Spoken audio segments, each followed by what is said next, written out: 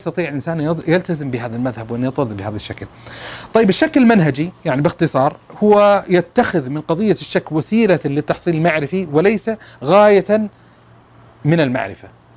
يعني بمعنى آخر يبتدأ طريقه بالشك لينتهي إلى اليقين، هذا الشك المنهجي.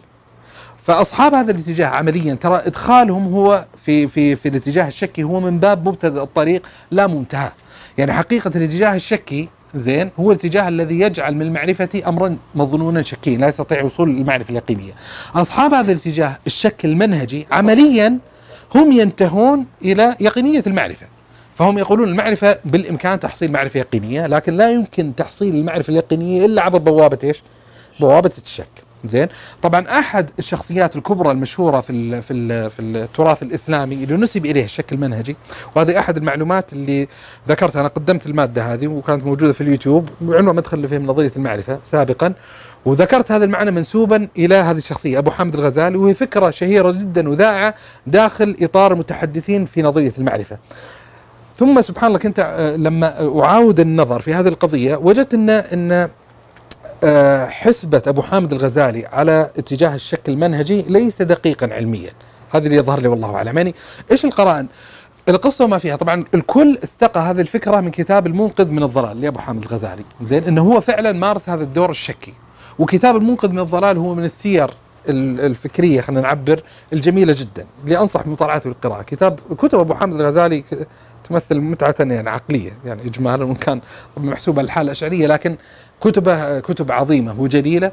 وأن المقابل الموضوعي عند المدرسة الكلامية يعني لشيخ الإسلام ابن تيمية عندنا هو أبو حامد الغزالي. يعني أهم شخصيتين، لو قيل لي إيش أهم شخصيتين في التراث الإسلامي، فكذا على البديهة اللي يقع في نفسي أبو حامد الغزالي ابن تيمية عليه رحمة الله تبارك وتعالى، كلا رجلين يعني عمالقة. وابن تيمية جزء من مادة العلمية ترى مستفادة بحد لا بأس به من الأطروحات اللي قدمها أبو حامد الغزالي.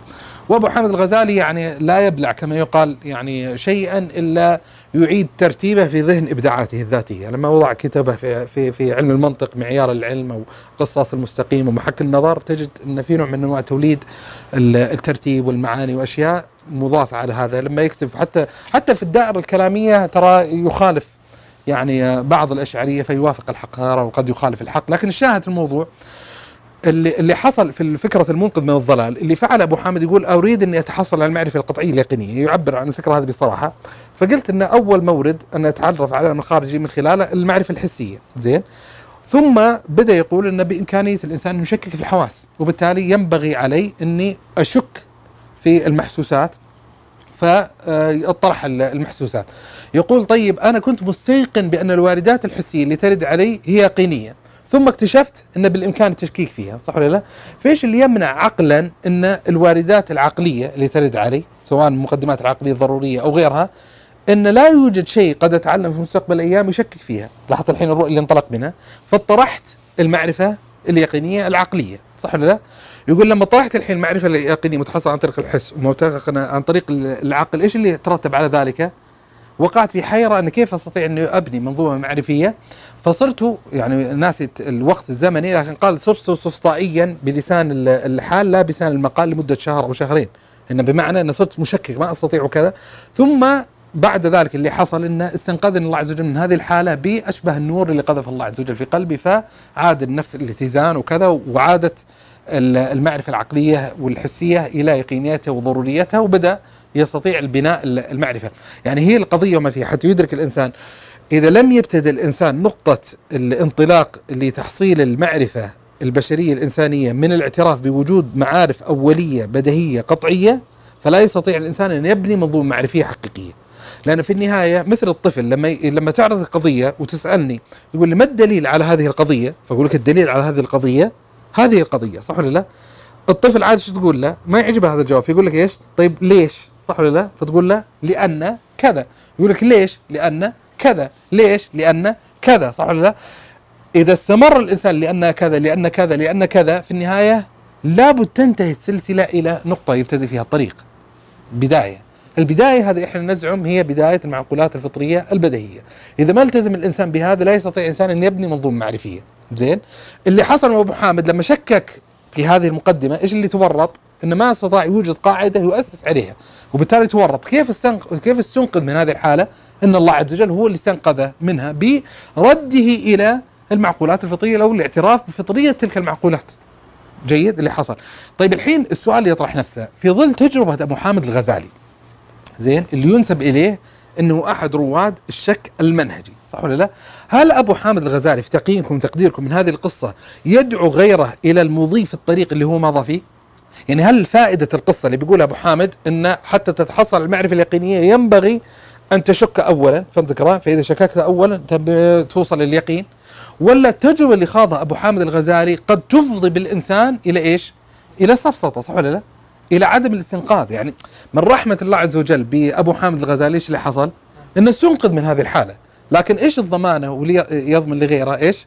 إنه يستنقذ، صح ولا لا؟ إنه يستنقذ. وبالذات اللي أفهمه من قصة أبو حامد الغزالي ليست دعوة للغير أن يتخوض في هذا الطريق، بل هو تحذير للتخوض، لأن ترى أنا تخوضت وتورطت، ولولا عناية الله عز وجل رحمته لم أسلم من هذه الحالة. واضح الفكرة؟ وبالتالي حسبة الرجل على أصحاب الشكل المنهجي. أحد الزملاء أرسل لي جزاه الله خير، أذكر في الواتساب، يعني بعد بحمد الله ما توصلت لهذه الرؤية، يعني مستدركا على المحاضرة اللي ألقيتها، فطبعا رحبت بهذا وجزاه الله خير، نفعني بما هو أكثر من ذلك. أطلعني على صفحات من كتاب عبد الرحمن بدوي في عن أبو حامد الغزالي. أبو عبد الرحمن بدوي يذكر ذات الاستدراك وذات الاستشكال اللي ذكرت لكم إياه زبدته يعني قبل قليل. لكن الشخصية الشهيرة اللي ينسب إليها الشك المنهجي اللي هو ديكارت. وطبعا مشهور في التاريخ هذا أن ديكارت انتفع كثيرا أبو حامد الغزالي وكذا، وأنه قيل زي كذا أنه هو إنما أخذ هذه الفكرة والمقولة من أبو حامد الغزالي، ومحتمل يعني محتمل أنه فعلا انتفع من أبو حامد الغزالي من كتاب المنقذ من الضلال. لكن لا، ديكارت حاول أنه يؤسس للمعقولات الفطرية بأن يبرهن وأن يدل للنقطة الأولى والعبارة المشهورة جدا اللي ساقها اللي هو إيش؟ أنا أفكر إذا أنا موجود، أنا أفكر إذا أنا موجود. عرفت فكرة؟ محاولة لوضع القاعدة اللي يؤسس عليها البناء المعرفي. وطبعا في جدل واسع، ووجهة نظري الذاتية أن أنا أفكر إذا هذا موجود لا يخدم الإنسان كثيرا في بناء منظومة معرفية فلسفية في هذه القضية. طبعا المسألة اللي تهمنا في قضية الشك، زين، ما هو الموقف الشرعي من الشك المنهجي؟ نقدر نخلص المسألة هذه على أساس لما يجي المعرفة في الإسلام نعرض بس أشياء سريعة. طيب الموقف الشرعي من الشك المنهجي. الموقف الشرعي من الشك المنهجي: الشك المنهجي ليس مبدأ علميا ممهدا للمعرفة البشرية الإنسانية. زين، لماذا؟ ضروري جدا، يعني القضية وما فيها ضروري جدا أن يكون مبتدأ الإنسان في التوصل المعرفي الانطلاق من المعارف الفطرية الأولية، وبالتالي حزمة المعارف الفطرية الضرورية ليست مجالا وموضعا للتشكيك. وإذا دخلها التشكيك إيش اللي سيحصل؟ ستنهار المنظومة المعرفية، ولن يستطيع الإنسان أن يبني منظومة معرفية. وبالتالي إذا قال الإنسان هل الشك المنهجي هو طريق للتحصيل المعرفي، نقول له لا بد أن تفصل. إذا قصدت أن يسر التشكيك المنهجي حتى مع المبادئ الفطرية الأولية، فنقول لا ينبغي تعريض المبادئ الفطرية الأولية للتشكيك، ومتى ما وقع الإنسان في التشكيك فيها فلن يستطيع أن يحصل معرفة. جيد؟ طيب ما وراء ذلك المعارف النظرية، هل يشرع للإنسان أن يشكك فيها؟ فيقال إيش؟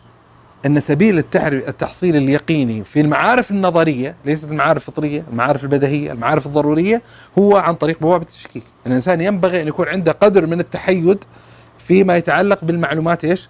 النظرية، أنه محتمل تكون صحيحة ومحتمل تكون إيش؟ باطلة. زين، ومن خلال البحث والنظر يستطيع الإنسان أن يتوصل المعرفة اليقينية المتعلقة بها. يقول الشيخ الإسلام ابن تيمية عليه رحمة الله تبارك وتعالى: الأمر النظري مستلزم للشك قبل العلم. لاحظوا، الأمر النظري مستلزم للشك قبل العلم، لا سيما إذا كانت طرقه خفية طويلة، فمن لم يعرف تلك الطريق يشك فيه.